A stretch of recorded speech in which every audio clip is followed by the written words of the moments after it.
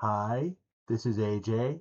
Welcome to episode 140 of Here's What I Watched. In this episode, I want to talk about the Ben Affleck and Ana de Armas movie Deep Water, which was directed by Adrian Lyne and is adapted from the Patricia Highsmith novel of the same name.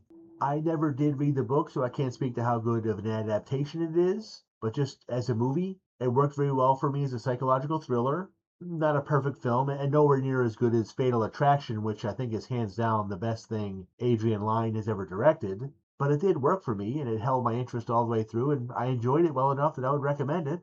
And what the movie's about? Well, it's about a very wealthy couple that has a very dysfunctional marriage. They settled into a sort of arrangement where openly they're together, but she's apparently free to entertain other men. And when she does so, she's kind of flaunting it in a way. He tolerates it and tries to put a good face on it, but you can tell he's really stewing over it.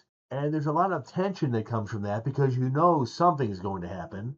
The first major sign of trouble is when he tells one of her lovers that he murdered her last lover. And he plays it off as a joke, but then he says it again to the guy when he's alone with him. He gets real specific. So you don't know if he's joking or not because he's talking about a guy who actually disappeared. So what he's saying is very plausible. And then eventually one of her other lovers ends up dead under mysterious circumstances, and accusations are flying around, and the police are questioning everyone, and then someone else decides to get very nosy and do a bit of their own investigating. So there's a lot of stuff going on.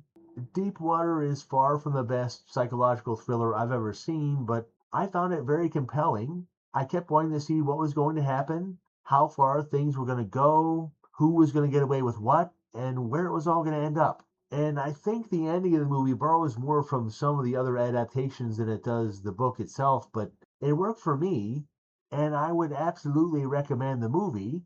I have to warn you though, if you're expecting a conventional payoff where everything gets wrapped up for you in a big bow at the end, you might be a little put off by how much the final scene of the movie leans into ambiguity and how psychological the payoff is.